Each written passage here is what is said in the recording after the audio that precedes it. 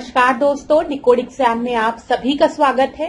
आज की क्लास में हम लोग मॉक टेस्ट डिस्कस करेंगे जो कि आपके यूपीपीसीएस प्रीलिम्स और आरओ एआरओ दोनों परीक्षाओं के लिए बहुत ही महत्वपूर्ण है।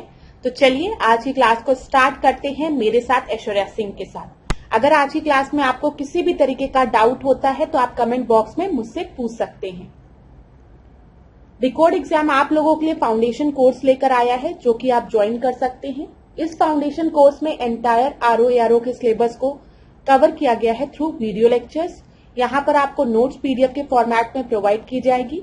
आपको टेस्ट सीरीज प्रोवाइड की जाएगी जहां पर आप अपने परफॉर्मेंस को इवैल्यूएट कर सकते हैं और अगर किसी भी तरीके का डाउट होता है तो आप टेलीग्राम ग्रुप पे पूछ भी सकते हैं। क्लास अगर इस कोर्स से रिलेटेड कोई भी इंपॉर्टेंट इन्फॉर्मेशन आप लोगों को चाहिए तो नीचे व्हाट्सएप नंबर दिया गया है, यहाँ पर आप कांटेक्ट कर सकते हैं।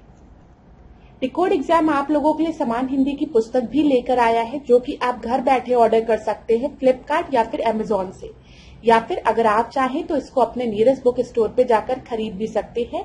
परीक्षा के लिए महत्वपूर्ण पुस्तक है तो एक बार इसका अध्ययन आप लोग जरूर करें। चलिए आज की क्लास का हम पहला प्रश्न देखेंगे।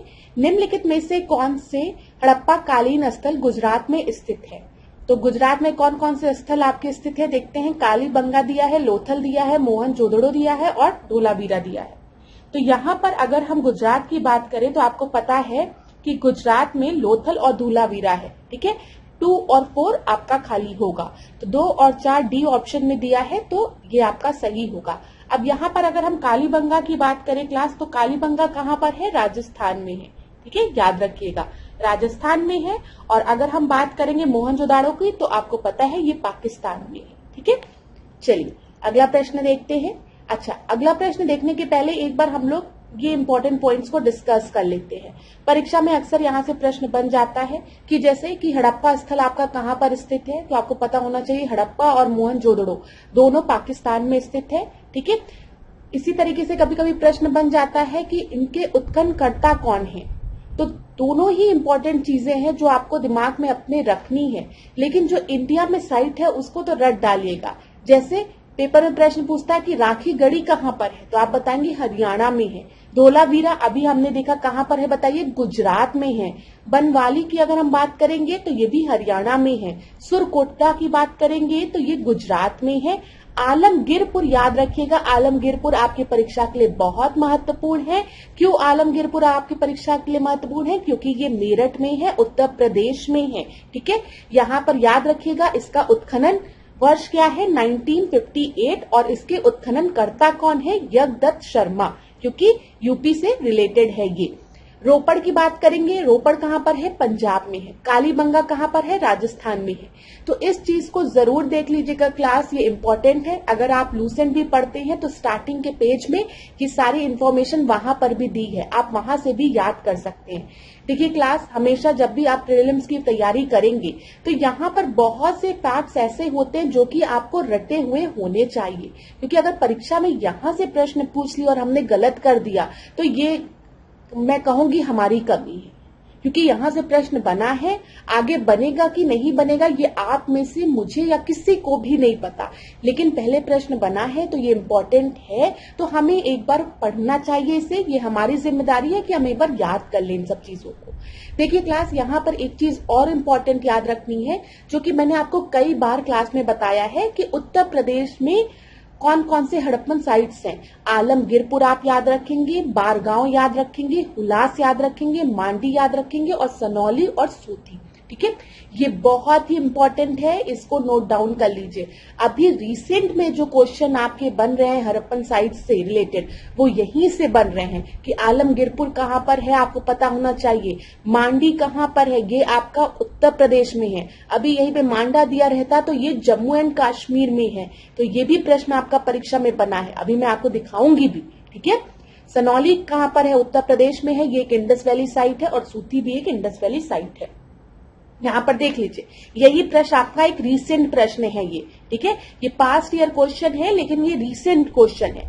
यहाँ पे बोला गया मांडा, ठीक है, दयामाबाद, कालीबंगा और राखीगढ़ी। ठीक है, मांडा कहाँ पर है? अभी मैंने आपको बताया ये जम्मू कश्मीर में है, लेकिन जो मांडी है वो कहाँ पर है बताइए? ये हमारे उत्तर प्रदेश में है, यूपी में है। तो याद रखिएगा, ए का थर्ड हो गया, ए का थर्ड तो आपको एक ही जगह दिया है। तो बी का क्या होगा? दयामाबाद की हम बात करेंगे तो ये महाराष्ट्र में है। ठीक है, कालीबंगा अभी हमने डिस्कस किया कहाँ पर है? राजस्थान में है। राखीगढ़ी कहाँ पर है? ये हरियाणा में है। तो इस प्रश्न का सही उत्तर क्या हो जाएगा? सी हो जाएगा। अगला प्रश्न हम देखेंगे, eastern boundary of the Harappa culture is indicated by which of the following. ठीक है, निम्नलिखित में से कौन हड़प्पा संस्कृति के पूर्वी सीमांत का निर्धारण करता है? तो यहाँ पर क्लास ये जो प्रश्न है आपका, ये भी बहुत इंपॉर्टेंट है। अभी हम डिस्कस करेंगे तो आपको समझ में आएगा। तो आपको पता है ये नॉर्थ है, ये साउथ है, ये ईस्ट है, ये वेस्ट है। ठीक है, तो यहाँ पर आपसे पूछा है कि ईस्टर्न बाउंड्री पे, पूर्वी सीमांत पर आपका कौन सा इंडस साइट है? तो वो है आलमगीरपुर। आलमगीरपुर अभी हमने डिस्कस किया, ये कहाँ पर है? यूपी में है। ठीक है, याद रखिएगा। यहाँ पर अगर हम बात करें मांडा की, तो मांडा कहाँ पर होता है? जम्मू कश्मीर में है। ठीक है, आपको पता होगा। फिर इसके बाद अगर हम बात करें आपसे कि राखीगढ़ी कहाँ पर है, तो अभी हमने डिस्कस किया है कि राखीगढ़ी कहाँ पर है बताइए? हरियाणा में है। ठीक है, यहाँ पर हरियाणा हो गया। और हड़प्पा तो आपको पता ही है कि कहाँ पर है? पाकिस्तान में है। तो यहाँ पर ईस्टर्न साइड आपका जो सबसे उस पे है वो है आलमगीरपुर। अब यहाँ पर हम देख लेते हैं हड़प्पा सभ्यता का भौगोलिक विस्तार। तो जब हम बात करेंगे, मैंने अभी आपको बताया कि ईस्टर्न साइड की हम बात करेंगे, पूर्व दिशा की हम बात करेंगे, तो यहाँ पे ईस्टर्न पे आपका आलमगीरपुर है, मेरठ। ठीक है, जो कि मेरठ में है, यूपी में है। अगर हम पश्चिम की बात करेंगे, वेस्ट की बात करेंगे, तो यहाँ पर आपका सुक्का केंदोर हो जाएगा। उत्तर की बात करेंगे, नॉर्थ की, तो यहाँ पर आपका मांडा हो जाएगा जो कि जम्मू में है। और दक्षिण की बात करेंगे, साउथ की, तो दयामाबाद। और याद रखिएगा, दयामाबाद किस नदी के मुहाने पर है? नर्मदा नदी के मुहाने पर स्थित है।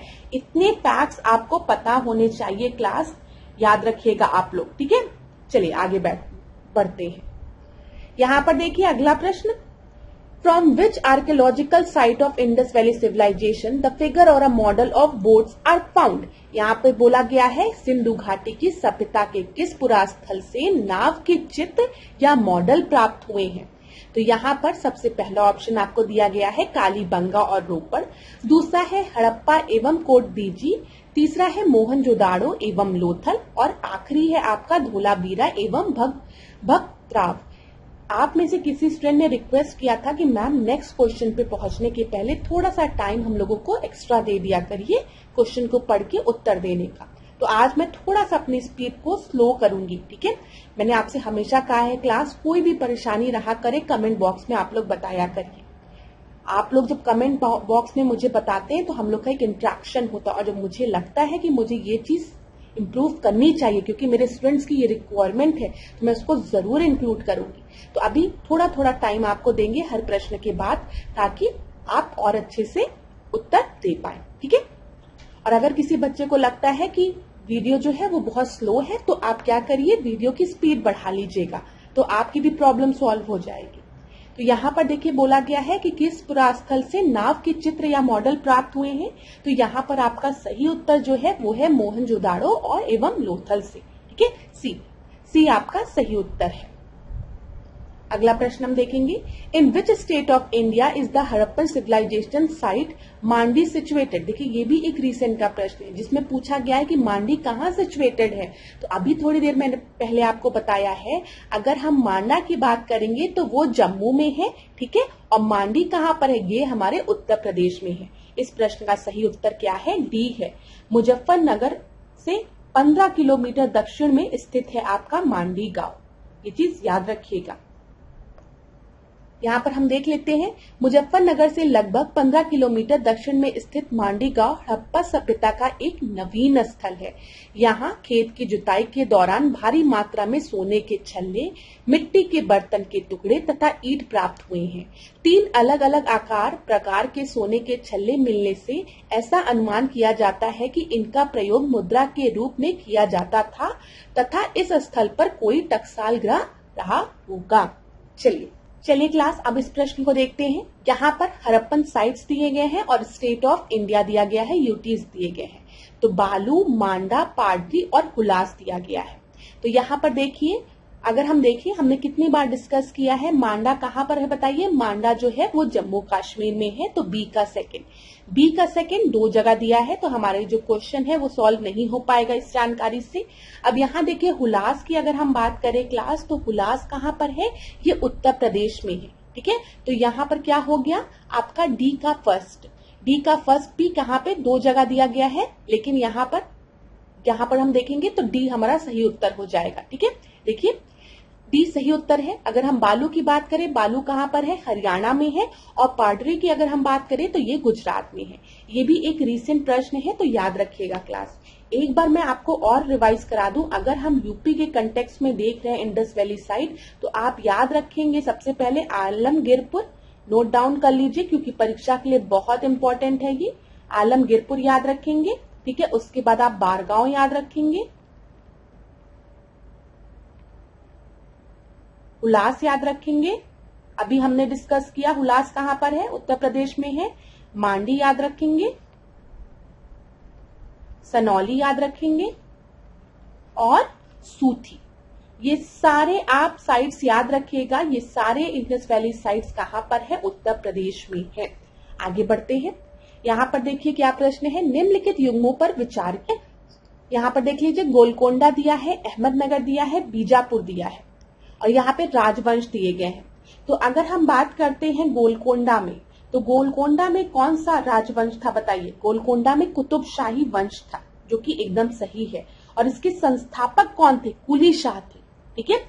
अहमदनगर की अगर हम बात करेंगे तो अहमदनगर में निजाम शाही थी, जो कि एकदम सही है। और इसके संस्थापक कौन थे बताइए, अहमदनगर में निजाम शाही के मलिक अहमद। ठीक है। बीजापुर की अगर हम बात करेंगे तो बीजापुर में यहाँ पर आपको इमाद शाही दिया है, जो कि गलत है। बीजापुर में आदिल शाही थी। ठीक है, याद रखिएगा, आदिल शाही थी बीजापुर में। इमाद शाही कहां पर थी, इमाद शाही आपका बरार में थी। तो यहां पर आपसे क्या बोला गया, which of the following are not correctly match. Not correctly match पूछा है, तो इस वजह से सी आपका सही उत्तर हो जाएगा।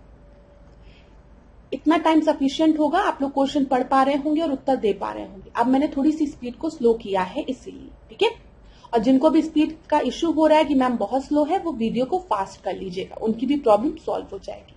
यहाँ पर देखिए राज दिया है, राजधानी दी है, राजवंश दिया है और संस्थापक दिया है। खानदेश की अगर हम बात करेंगे तो यहाँ पे बुरहानपुर इसकी क्या थी, राजधानी थी। फारूकी वंश था, मलिक राजा इसका संस्थापक था। इसका स्क्रीनशॉट ले लीजिएगा आप लोग। बरार की बात करेंगे तो गविलगढ़ इसकी राजधानी थी, इमाद शाही था यहाँ पर। ठीक है, फिर उसके बाद बीजापुर की हम बात करेंगे, यहाँ पर नौरसपुर इसकी राजधानी थी, आदिल शाही थी।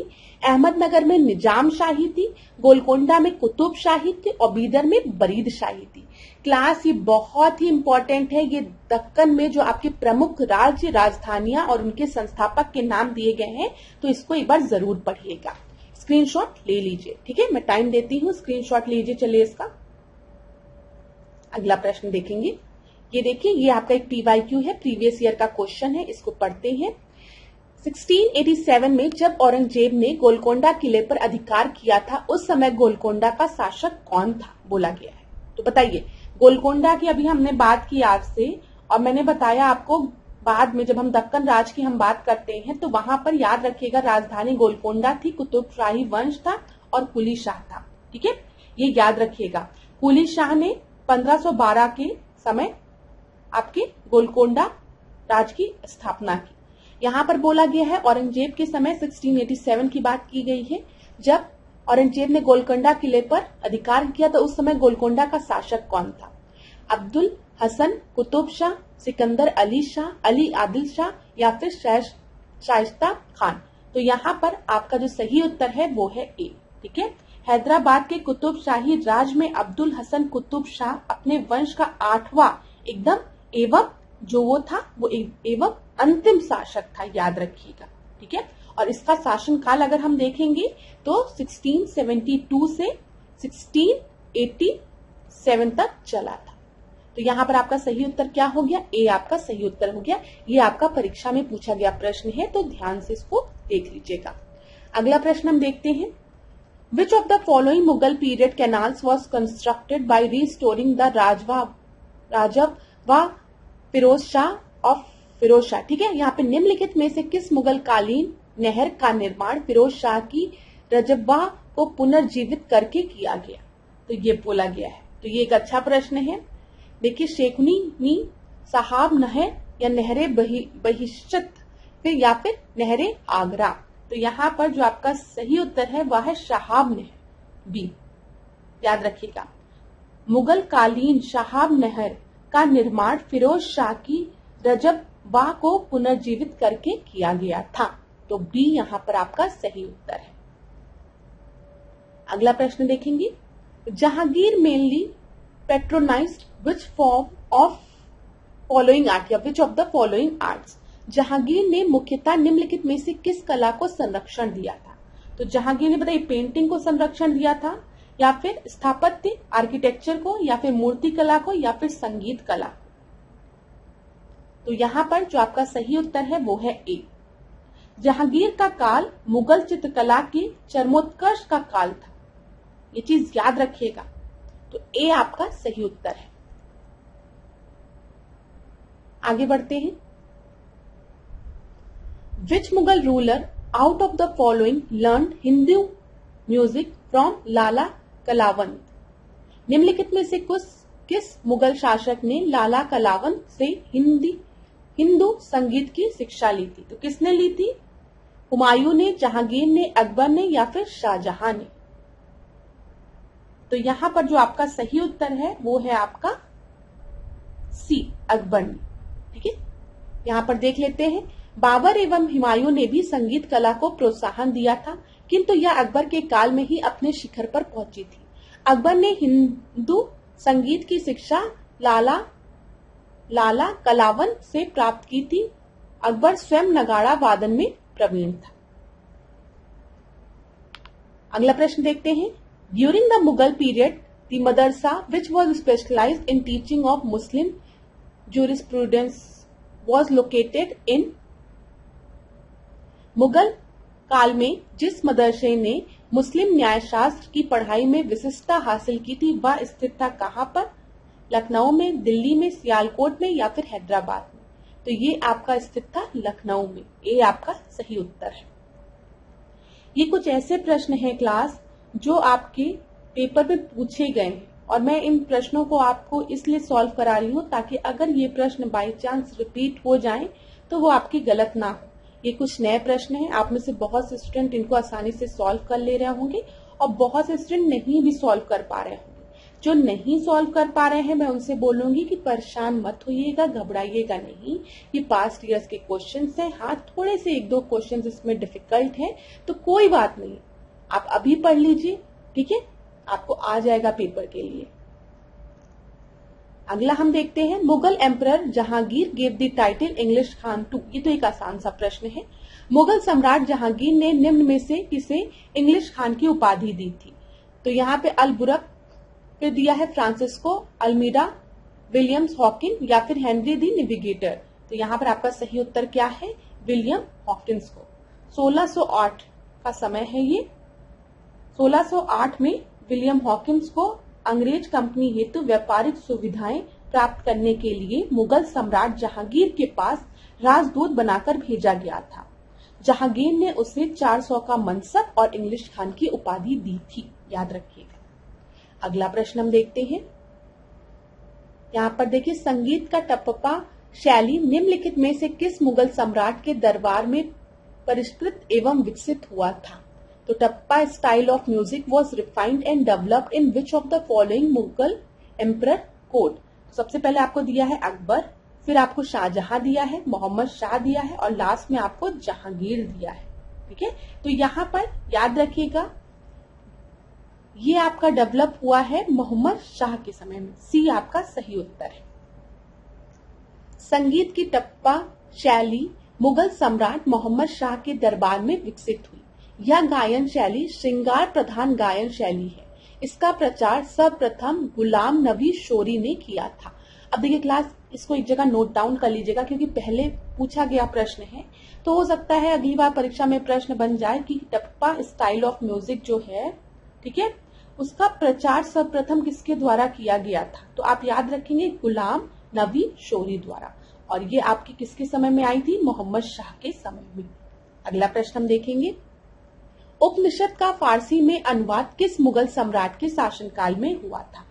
तो बताइए, शाहजहां के, अकबर के, जहांगीर के या फिर औरंगजेब के समय में। तो यहाँ पर आपका सही उत्तर है शाहजहां के समय में। उपनिषद का फारसी में अनुवाद मुगल सम्राट शाहजहां के शासनकाल में हुआ। उपनिषद का जो फारसी अनुवाद था उसे हम कहते हैं सिर-ए-अकबर, ठीक है, जिसकी की रचना किसने की थी, दारा शिकोह ने की थी। तो यहाँ पर आपका उत्तर ए सही है। यहाँ पर देख लीजिए, सिर-ए-अकबर कहलाता है और इसकी रचना किसने की थी, दारा शिकोह द्वारा। अगला प्रश्न हम देखेंगे, सल्तनत काल में प्रचलित सदका क्या था। सदका क्या था बताइए, समय लीजिए, बताइए। एक प्रकार का धार्मिक कर था, शहर का अधिकारी था, साधारण किसान था या फिर भूमि का पैमाइश था। तो यहाँ पर जो सही उत्तर है वो है सदका एक प्रकार का धार्मिक कर था, ठीक है, ए आपका सही उत्तर है। यहाँ पर व्याख्या देखते हैं। यहाँ पर देखिए, सल्तनत कालीन प्रचलित शब्दावलियों को एक बार हम लोग देखते हैं। अमलाक की बात करेंगे तो यह वह भूमि होती थी जिसे धर्म संबंधी कार्यों के लिए प्रदान किया जाता था। इदरार की हम बात करेंगे, विद्वान तथा धार्मिक लोगों को दी जाने वाली आर्थिक सहायता। लिबाइज की बात करेंगे, रुई भरी हुई पोशाक। दादबेग की बात हम कहेंगे तो शहर का अधिकारी। जहानदारी की हम बात करेंगे, शासन प्रबंध एवं राजव्यवस्था या राजव्यवस्था। बलाहार की हम बात करेंगे, साधारण किसान को बलाहार कहते थे। फाजिल की हम बात करेंगे तो अधिशेष भूमि, अभी भी हम कहते हैं ना फाजिल है, ये एक्स्ट्रा है। बंजारा की हम बात करेंगे तो घुमक्कड़ अनाज व्यापारी। मसाहत की हम बात करेंगे, भूमि की पैमाइश। मुसरिफ की बात करेंगे तो गांवों में किसानों से भूमि वसूल करने वाला अधिकारी। हुलिया सैनिक का पूर्ण विविकरण। और शशगनी 6 जीतलों के समक्ष चांदी का एक छोटा सिक्का। तो इसको एक बार आप लोग पढ़ लीजिएगा, कभी कभी परीक्षा में प्रश्न को डिफिकल्ट बनाने के लिए पूछ लिया जाता है सल्तनत कालीन जो शब्दावलियां हैं। तो एक बार आप इसको पढ़ेंगे जिससे बहुत सी चीजें आपको पता है। हम फाजिल कहते हैं ना, फाजिल है, एक्स्ट्रा है, तो अधिशेष भूमि, ठीक है। आपको पता है बंजारा, बंजारा हूं मैं, बंजारा घुमक्कड़ टाइप का, ठीक है, याद रहेगा आपको। हुलिया, हुलिया देखिए, हुलिया लोग कहते हैं, अब हम कहते हैं हुलिया बनाकर। तो हुलिया हम लोग कहते हैं किस तरीके का हुलिया बनाए, लेकिन यहाँ पर हुलिया का मतलब क्या था, सैनिक से रिलेटेड था वो। तो ऐसे आप थोड़ा याद रख सकते हैं, सैनिक, कैसा हुलिया चाहिए, सैनिक वाला, सोल्जर वाला हुलिया चाहिए। इस तरीके से पढ़ोगे ना तो याद रहेगा, सोल्जर वाला हुलिया चाहिए मुझे, ठीक है, ऐसे याद रखिए। चलिए, यहाँ पे लिबाइज की बात करेंगे तो आप लिबास बात करते हो लोग कि लिबास का है, लिबास का है, तो लिबाइज मतलब रुई से भरी हुई एक तरीके की पोशाक होती थी। तो क्लास में ये मानती हूँ कि इस तरीके की जब शब्दावली आती है तो आप ट्रिक से याद करते हो, तभी आपको एग्जाम में याद रहता है। नहीं तो किसी को ना इतनी शब्दावलियां नहीं याद रहती है। तो थोड़ा सा भी इमेजिनेशन बनाकर, ठीक है, आप याद कर सकते हैं। जैसे मैंने बताया लिबाइज, लिबास तो एक तरीके की पोशाक होती थी रुई से भरी हुई। तुमसे पूछा गया किस तरीके का हुलिया चाहिए, आपने कहा मुझे सैनिक वाला हुलिया चाहिए। फिर फाजिल तो आप लोग जानते हैं कि अधिक मतलब ज्यादा, ठीक है। तो इस तरीके से आप याद रखिएगा। चलिए आगे बढ़ते हैं। गांधी जी ताजी हवा के उस झोंके की तरह आए जिसने हमारे लिए खुली हवा में सांस लेना संभव बनाया। वे प्रकाश की उस किरण की तरह आए जो अंधकार में बैठ गई और जिसने हमारी आंखों के सामने से पर्दे को हटा दिया। वे उस बवंडर की तरह आए जिसने बहुत कुछ, विशेषकर श्रमिकों के दिमाग को उलट पलट दिया। गांधी जी के बारे में उपयुक्त वक्तव्य किसके द्वारा दिया गया है, बताइए किसके द्वारा दिया गया है। मोतीलाल नेहरू द्वारा, जवाहरलाल नेहरू द्वारा, रविन्द्रनाथ टैगोर द्वारा या फिर सरदार वल्लभ भाई पटेल द्वारा। तो यहाँ पर आपका जो सही उत्तर है वो क्या है, ये स्टेटमेंट जवाहरलाल नेहरू द्वारा दिया गया है, बी आपका सही उत्तर है। अब देखिए क्लास, यहाँ पर व्याख्या में आपको बहुत बड़ी व्याख्या दी है, तो एक बार मैं आपको रिवाइज करा ही देती हूँ। अगर हम बात करें गांधी जी की, तो 1915 में दक्षिण अफ्रीका से गांधी जी वापस आए भारत। ये आप सभी को पता है, तभी हम प्रवासी दिवस भी मनाते हैं, पता है ना। तो 1915 में दक्षिण अफ्रीका से गांधी जी वापस भारत आ गए और यहाँ पर राजनीतिक गुरु हम गांधी जी के किसे कहते हैं? गोपाल कृष्ण गोखले को कहते हैं।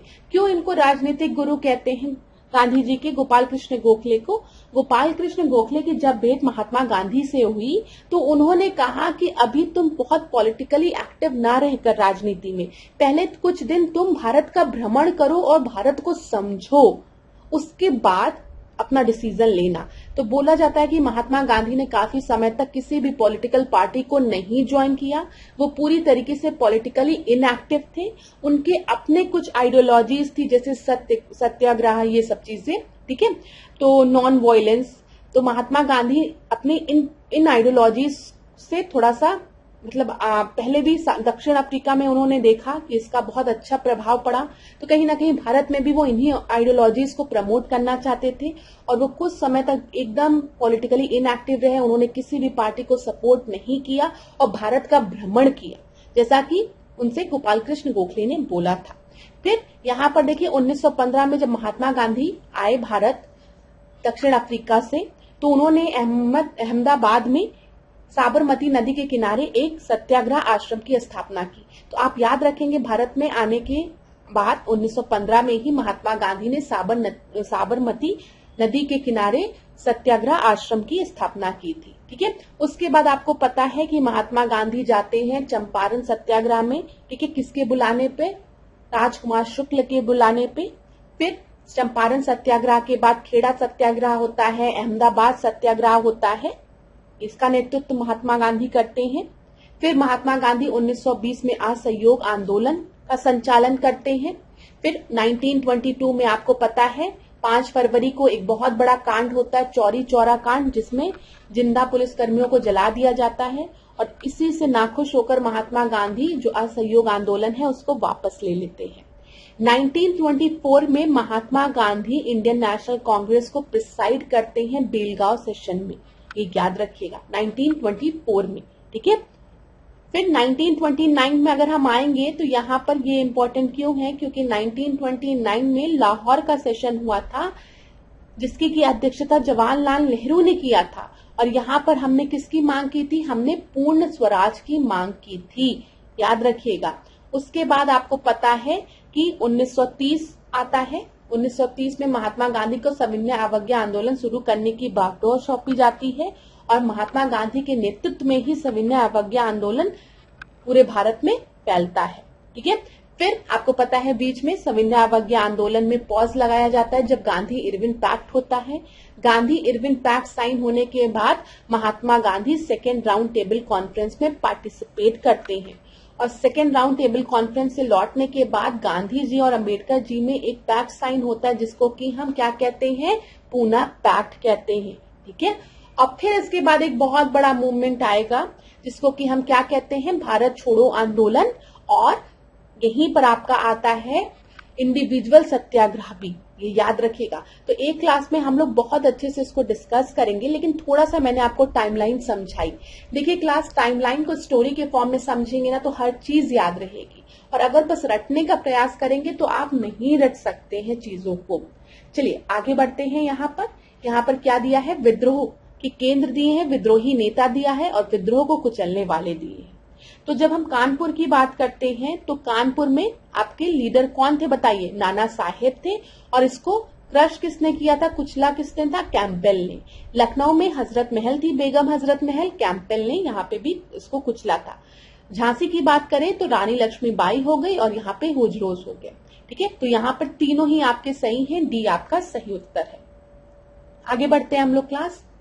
यहाँ पर देखिए एक बार इसको प्लीज याद रखिएगा, क्योंकि परीक्षा में अभी रिसेंट में पूछा गया था कि कौन सा विद्रोह का दिन था, तो क्वेश्चन को थोड़ा सा डिफिकल्ट और बना दिया गया था। तो याद रखिएगा, सबसे पहले विद्रोह आपका दिल्ली से स्टार्ट हुआ।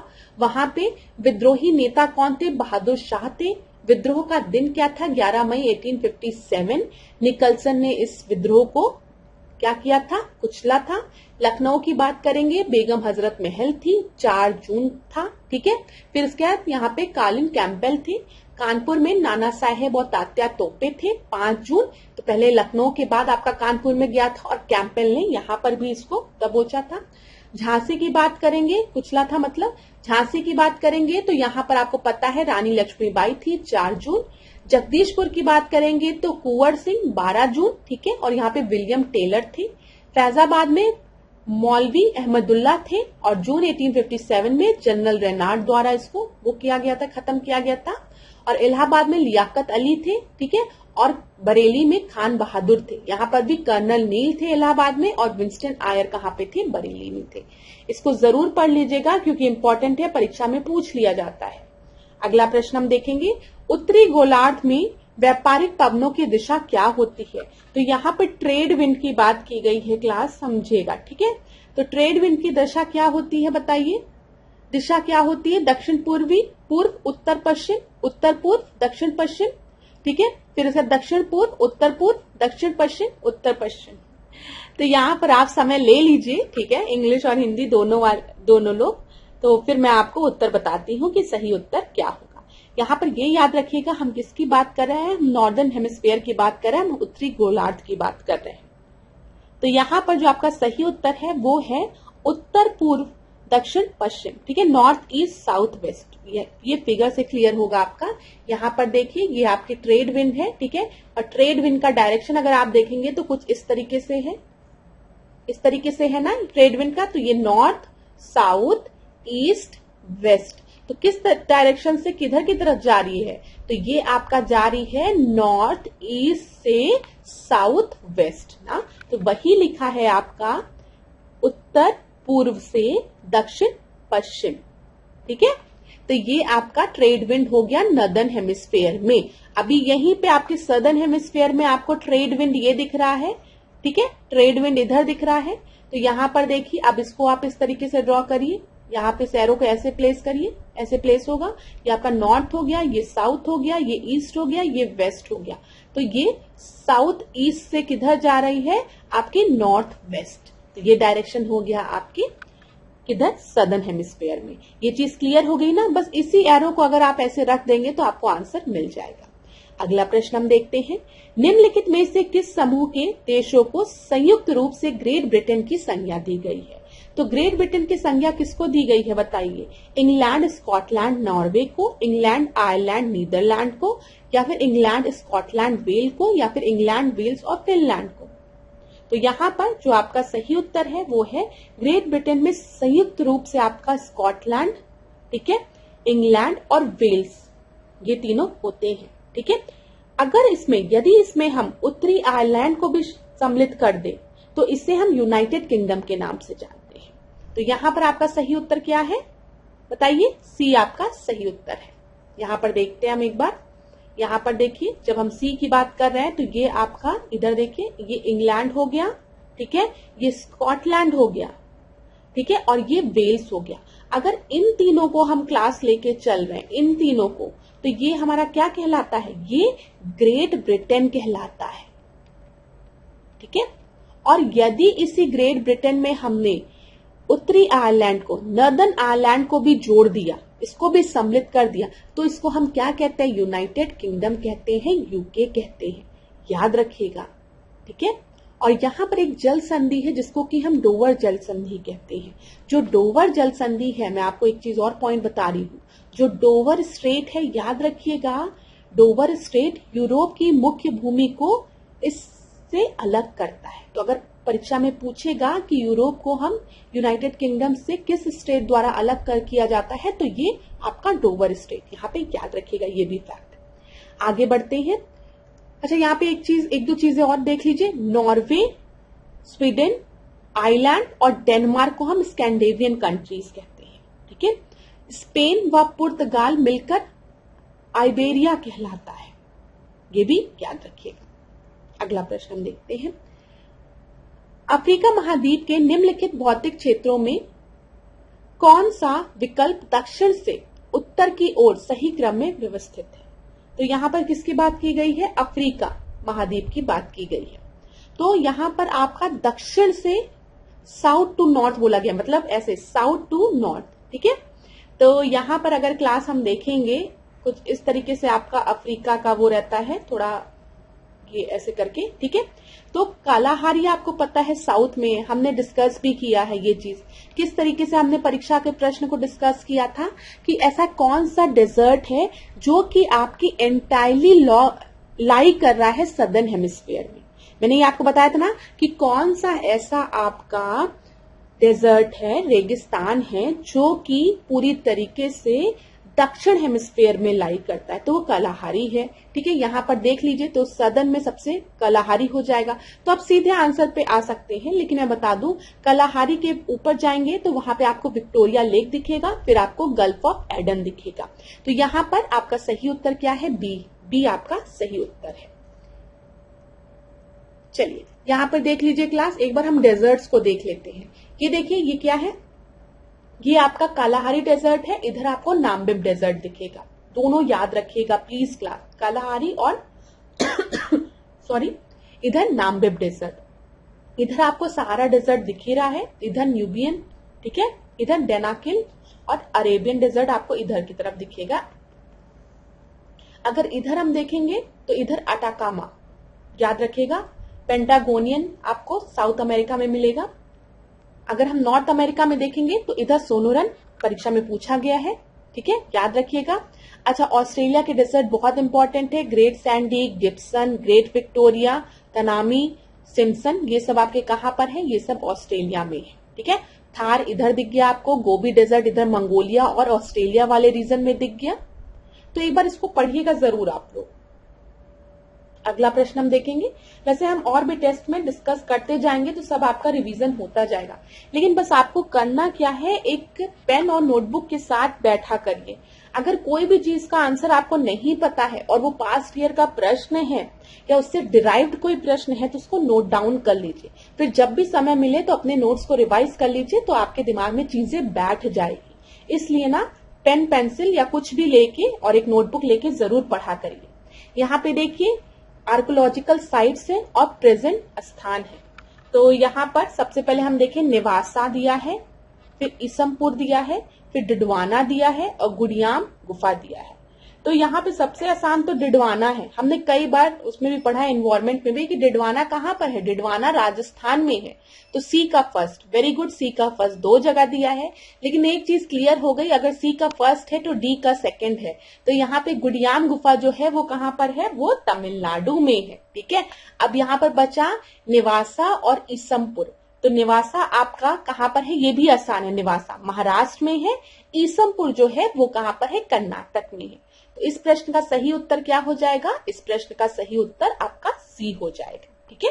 ये भी आपका प्रीवियस ईयर का क्वेश्चन है और रिसेंट का क्वेश्चन है, ये याद रखिएगा।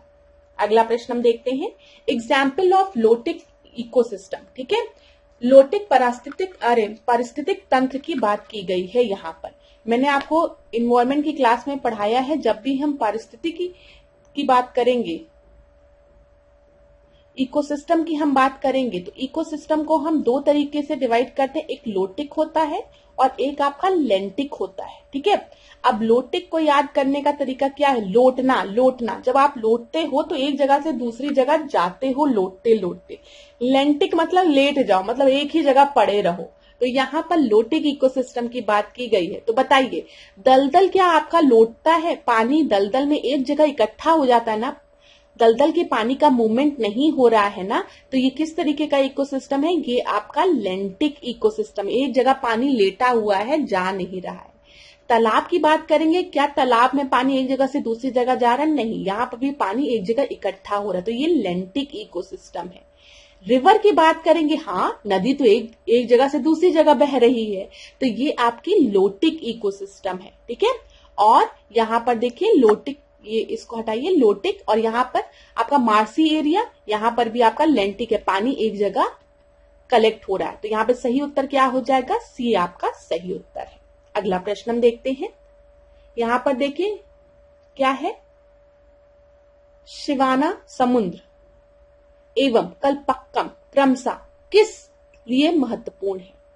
तो यहाँ पे शिवाना समुद्र की हम बात करेंगे तो ये आपका हाइडल पावर स्टेशन है, ठीक है। और जब हम कलपक्कम की बात करेंगे तो कलपक्कम आपका एक न्यूक्लियर एनर्जी प्लांट है, याद रखिएगा। तो यहाँ पर सही उत्तर क्या हो जाएगा बताइए? यहाँ पर सही उत्तर ए हो जाएगा, ठीक है। ए आपका सही उत्तर है, याद रखिएगा। आगे बढ़ते हैं। अच्छा, कलपक्कम आपका तमिलनाडु में है, याद रखिएगा। शिवाना समुद्र की अगर हम बात करेंगे या फिर शिव समुद्रम की हम बात करेंगे, ठीक है, याद रखिएगा। ये आपका कावेरी नदी पर स्थित है और कहां पर है? कर्नाटक में है। दोनों याद रखिएगा, परीक्षा में पूछा जा सकता है। यहां पर देखिए खरीदार कौन है, ठीक है। खरीदार कौन है? तो ये सल्तनत काल से रिलेटेड है। तो सल्तनत काल में फरमान भेजने वाले अधिकारी को हम क्या कहते थे? खरीदार कहते थे। फरमान को भेजने वाले अधिकारी को, या फिर शाही महल का प्रधान संरक्षक अधिकारी जो हिसाब किताब में प्रवीण होता है, या फिर परगाना का प्रमुख अफसर। तो मैंने आपको बताया डिस्पैचर ऑफ रॉयल डिक्रीज, ये क्या है? इसको हम कहते थे खरीदार। चलिए आगे बढ़ते हैं। राष्ट्रीय उद्यानों में आनुवांशिक विविधता का रख रखाव किया जाता है। In national park genetic diversity is maintain by in situ संरक्षण द्वारा, एक्स सेतु संरक्षण द्वारा, चीन पुल द्वारा, या फिर उपयुक्त में से कोई नहीं।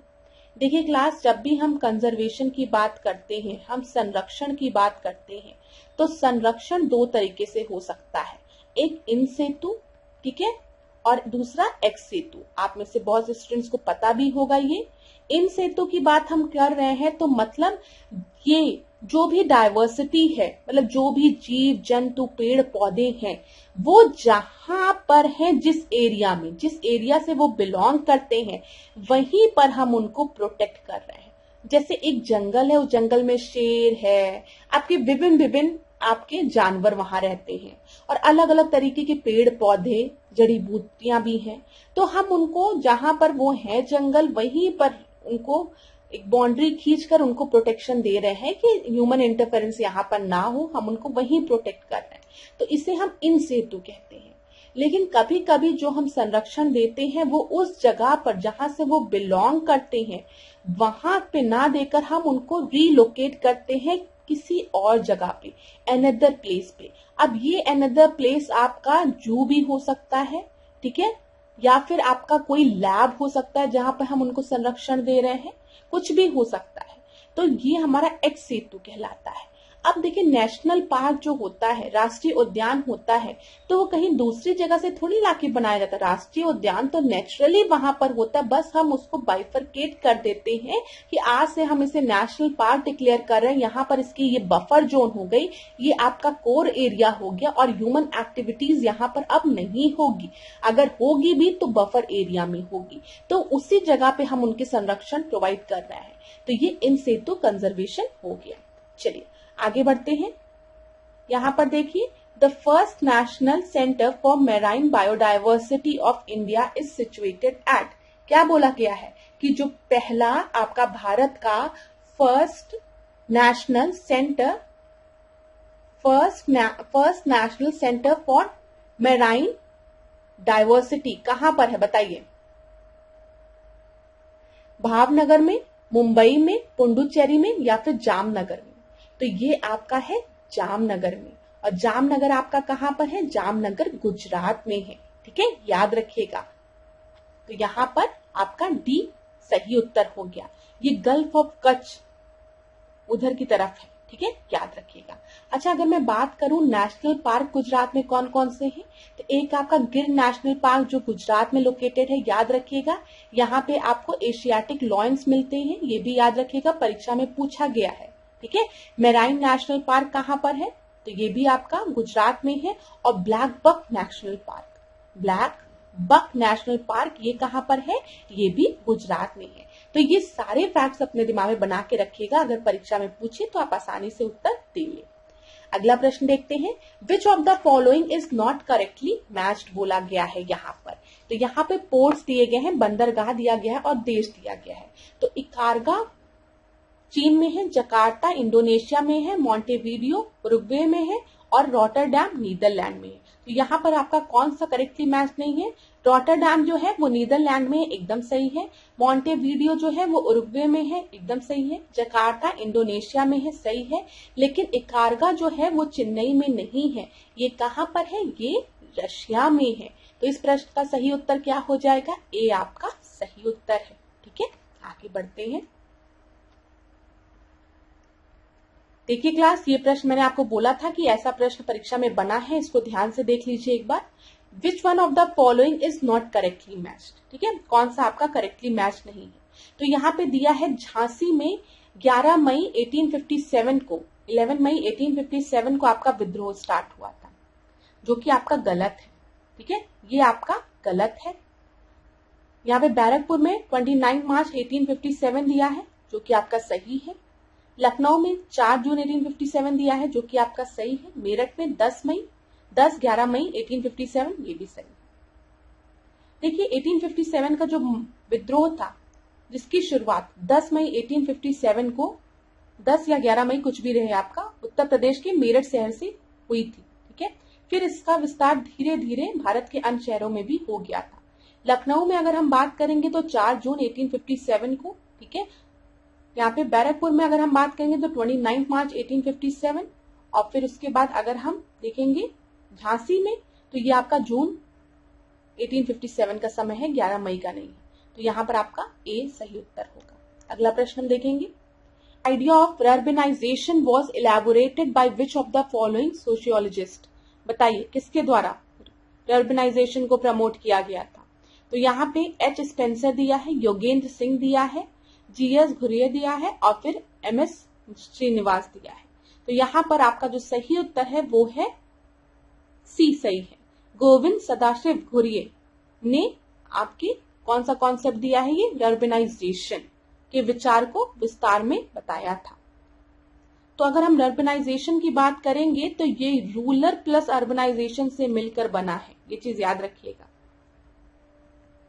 अगला प्रश्न, चलिए आज की क्लास में इतना ही प्रश्न है, तो आज के सेशन को हम यहीं पे एंड करेंगे। नेक्स्ट क्लास में आपसे मिलेंगे और प्रश्नों के साथ। अगर क्लास में किसी भी तरीके की दिक्कत हो रही है तो आप मुझे बताइएगा। इसके पहले वाले टेस्ट में आप लोगों में से कुछ स्टूडेंट्स ने कहा था कि मैम स्लाइड क्लियर नहीं है, थोड़ा सा विजिबिलिटी इश्यू था, उसको मैंने सही करने का प्रयास किया है और आशा करती हूँ चीजें क्लियर भी होगी आप लोगों को। स्पीड की बात थी कि मैम आंसर थोड़ा लेट में बताया करिए, तो वो भी मैंने आज प्रयास किया कि मैं थोड़ा आंसर आपको लेट में बताऊं, या फिर अगर आपको ऐसा लगता है कि आप प्रश्न नहीं पढ़ पाते हैं उसके पहले मैं आपको उत्तर देती हूं, तो आप जैसे ही प्रश्न आया करें आप वीडियो को पॉज कर लिया करिए, फिर अपना उत्तर दे लिया करिए, उसके बाद मेरा उत्तर सुना करिए। ठीक है, और जिसको भी लगता है कि स्पीड बहुत ही स्लो है तो वो तो वीडियो को फास्ट कर सकता है, वो तो स्पीड आप ही पे डिपेंड करती है। लेकिन क्लास जो भी प्रश्न मैं आपको सॉल्व करा रही हूँ इस टेस्ट सीरीज में वो बहुत ही इंपॉर्टेंट है, और ये बात आपको भी समझ में आ रही होगी। जो भी इंपॉर्टेंट इंफॉर्मेशन मुझे देनी रहती है क्लास में वो भी मैं आपको एक्सप्लेन कर देती हूँ। ठीक है, आप में से किसी स्टूडेंट ने कहा है कि मैम ज्योग्राफी के क्वेश्चंस को सॉल्व कराइए, तो आने वाली क्लास में हम ज्योग्राफी के क्वेश्चंस को भी इंक्लूड करेंगे ज्यादा से ज्यादा। ठीक है, इसीलिए मैं आपसे कहती हूँ कमेंट बॉक्स में मुझे बताइए कोई भी दिक्कत हो, कोई भी परेशानी हो, ताकि मैं आपका कमेंट पढूं और उसी के अकॉर्डिंग अपने लेक्चर्स में हम लोग चीजें इंक्लूड भी करें, और अगर कोई चेंज का रिक्वायरमेंट हो तो वो भी करें। तो धन्यवाद क्लास, आज के सेशन को अब हम यहीं पे एंड करते हैं। नेक्स्ट क्लास में आपसे मिलेंगे, तब तक खूब पढ़िए, खूब आगे बढ़िए, और कोई भी प्रॉब्लम हो तो आप कमेंट बॉक्स में बताइए। कोई भी टॉपिक में दिक्कत हो, किसी भी सब्जेक्ट में दिक्कत हो, स्पेसिफिक सब्जेक्ट में, तो आप कमेंट बॉक्स में बता सकते हैं, उसको हम आने वाली क्लास में टेस्ट के माध्यम से कवर कर लेंगे।